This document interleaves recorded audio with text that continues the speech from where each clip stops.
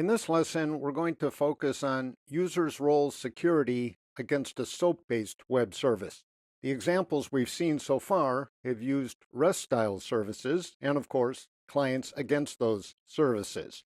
So to begin, we need a service. This is a minimalist service, quite deliberately. We don't care so much about the operations. We just need some example. So this is the temperature conversion service. It has two operations, centigrade to floating point conversion, floating point to centigrade conversion. And you'll notice, as in the REST-style services, there's nothing in here that hints at security, and in particular, at users' roles security. All of that is done in the configuration, and the web.xml used for this service is essentially the same as the one used for the REST-style services. In fact, the security sections are exactly the same. There's no change at all. The only difference is that the SOAP-based service needs a so-called interceptor servlet that we talked about earlier. There's also no change whatsoever to the Tomcat configuration. Everything remains the same. So this service, as you can see, the source file is tempconvert.java, is deployed in the usual way, and in fact, in the working files, there is a zip file called soapurs.zip that contains all of the files that we're going to be looking at. So that's for convenience, and there's a README in there to remind you about how to compile and run the client. The WAR file is included. Now let me turn to the client code because that's our main interest. And this file is an abbreviation of the actual client. So this working file is called tempconvertclientshort.java. It won't compile because I've deleted the imports and other extraneous information, but the actual client code is included in the zip. I have the lines numbered again, but I'm going to actually start near the bottom and then move up to the top. So let me go down to line 5 and explain what that is. A binding provider in the context of SOAP-based web services is basically the transport level. So up here, what we're creating is a temp convert instance, in other words, an object that allows us to invoke the operations in the service. But now what we need to do is get down to the transport level. In this case, it's the HTTP level because we need to inject the username and the password into the HTTP request. The data type that Java uses in Java SOAP-based web services is called the binding provider. So I get the binding provider, and then down at lines 6 and 7, I use these put operations. Basically, the request context that you can see here is a map that represents the HTTP request. So I put in the username, the key, and then the actual username. In this case, once again, it's Mo.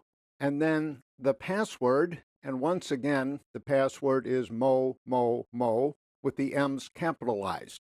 By the way, this username underscore property and password underscore property are simply strings, and in the comments I've shown you what these strings are.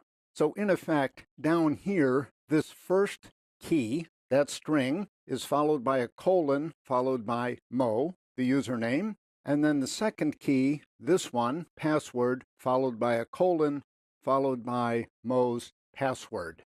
Now this is slightly higher level than what we saw in the REST-style clients. In those clients, we were very close to the HTTP metal. We had to combine the username and the password, as you'll recall, into a single string. We had to base 64 encode that string. In other words, we had to basically follow the HTTP 1.1 spec.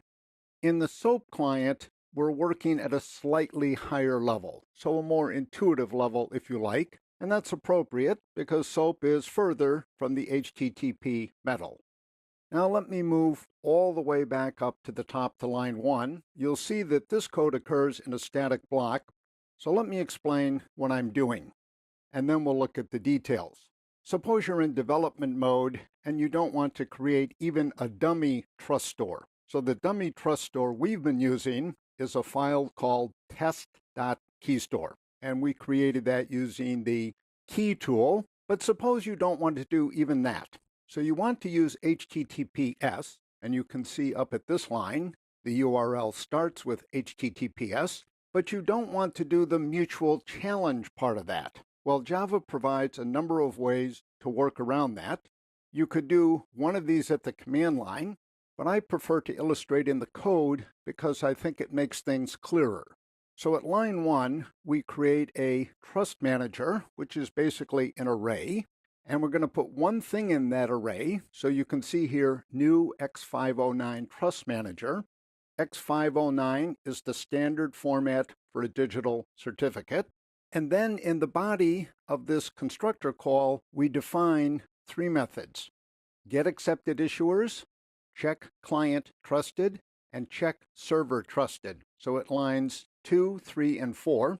And you'll notice, of course, that these are minimalist definitions of these methods. In other words, at line 2, we return null. We have to return something to get by the compiler. And at lines 3 and 4, we have empty bodies. The critical thing is that none of these functions throws an exception. And this basically tells the Java runtime, the security engine, that everything is okay.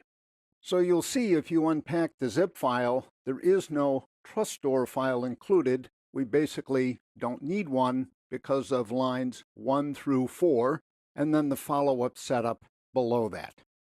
Now, let me do a demo to show you how this all works. As noted, there's a README in the zip file that repeats this, but it's always good to see that the code actually runs. So let's do that now. So I'm going to my bash shell. I have Java temp convert client. That's the compiled version, obviously.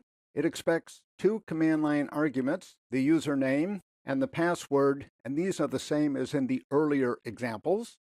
So the client makes 3 calls against the service, and as you can see, the output here is illustrating what the inputs and outputs were. So the inputs to the service were 3 temperatures, the outputs were the conversions of those 3 temperatures.